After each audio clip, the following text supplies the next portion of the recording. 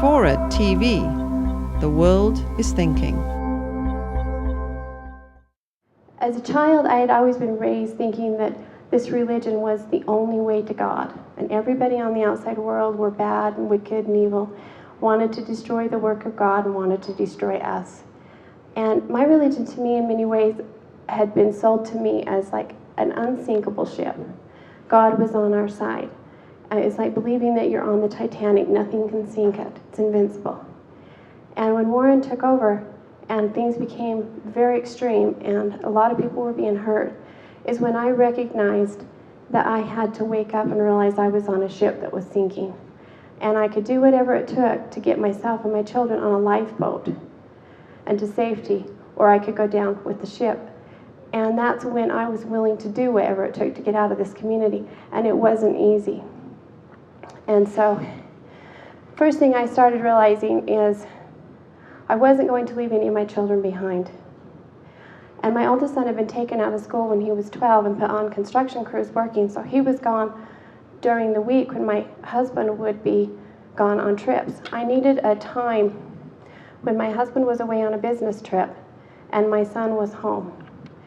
And that window just didn't happen.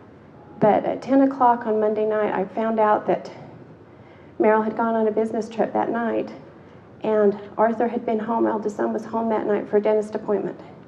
He was going back out on the job the next morning, so that was my window. I had to get my children and myself out of that community that night. So I left the home that I shared with my husband's other wives. He had 7 wives during the time that I was married to him, and he fathered 54 children. So we were living in a 17,000 square foot home. There were 7 wives and under 30 children at the time that were living there at the home. So I went over to my sister's house to make arrangements to get out, and she had information, called my brothers in Salt Lake, and I had lost contact with them, because once you leave the religion, you don't have contact with your family members that are still within the society. But my sister had maintained contact with my brothers who had left, so she had their phone numbers. So I got a hold of them that night and told them that I had to get out that night. They agreed to drive all night to come and get me and to get my kids out, but they couldn't come into the community because it wasn't safe. So I needed to drive 3 miles out of town and meet them at a location called Canaan Corner, and then they would take me to Salt Lake from there. So the challenge was to get my children up at 4 o'clock that morning without waking anybody else in the family up and get out of there. Every time I had a baby, then my ex-husband, or my husband at the time, he had 1 or 2 other kids that were the same age as my baby. And then we'd raise them together like a little unit of triplets or twins or quadruplets. And then they shared rooms with their half-siblings that were their same age. And so it wasn't like I had bedrooms that were just my children's bedrooms. So I had to go into bedrooms where my children were with their half-siblings and try to get them up and dressed and out of there without waking anybody up. And I was doing pretty well with it. It was around 4:20, or between 4:20 and 4:30 that morning, that I heard over the intercom that Meryl wanted to talk to me. And so I knew at that point that I had been caught, that somebody was aware that I was up and getting my kids up and taking them.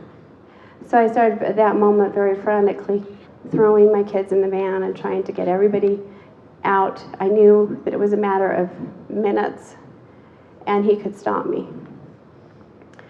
I had everybody in the van. I went back to get my son.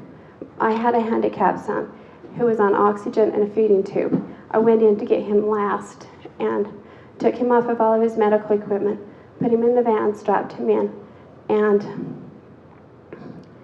then I was ready to just put the key in the ignition and leave. And I realized that my oldest daughter, Betty, was gone. The kids told me she'd gone back into the house. So then, it's probably one of the tougher moments of my life, because I was left with the question, do I leave her behind, never see her again, and save 7? Or do I go back in to get her, and none of us get out? because I knew they were on to me, and it's just a matter of minutes and one phone call and it's all over. So I grabbed the keys out of the ignition, I ran back into the house. I couldn't leave her behind. And I found her in her room crying hysterically, and she said, "Mother, what are you doing? Why are you doing this? Father, why doesn't Father know what you're doing?" And I grabbed her arm and I said, "Betty, I will not leave you behind." And then I just ran with her to the van, put her in the van, turned the keys on, and took off. And when I pulled out of the driveway, I didn't turn the lights onto the van because I didn't want to alert anybody. I was leaving right then. And then as soon as I was out on the main road, I turned the lights on. But then the other problem I had was once I was outside of the community, I was looking in my rearview mirror to make sure that they weren't following me, because he would have sent the police from the community after me, and they could have legally pulled me over because I had no insurance and no licensing and all of that. So, but once I was a ways down the road, I thought, okay, I'll probably make it. I was about a mile away from the meeting place, and the van started sputtering. It was running out of gas. But I knew the van was out of gas, so I told my brother before, I said, "Listen, all the service stations are closed. My van is on empty. It's completely empty. So if I don't make it, come looking for me, because maybe I've made it a ways out. Just come and see how far I've made it. I'm going to go as far as I can." So I figured that my brothers would come looking for me if I did run completely out. But I was making it up over the hill. I thought, if I just make it over this hill, I can probably coast in. And I got over the hill, and the van was sputtering, but I kept thinking, well, it's all downhill from here, so maybe I'll make it. And it did. It just sputtered right in, and then I stopped. And the kids were like, "Why are you pulling over? Why are you stopping, Mom?" And I said, "I don't know, something's wrong with the van." And then I stopped, and I said, "Oh, that's what's wrong. It's out of gas." And they were pretty upset that I got them up in the middle of the night and taken them out in the middle of nowhere and ran out of gas. They had no idea what I was doing. I told them that Harrison was sick and I had to take him to a doctor's appointment. And because Arthur was home, we were getting family pictures. So that's the story I told them. They would have never come with me willingly if they would have known that I was trying to leave everything that they knew and loved and their religion and everything.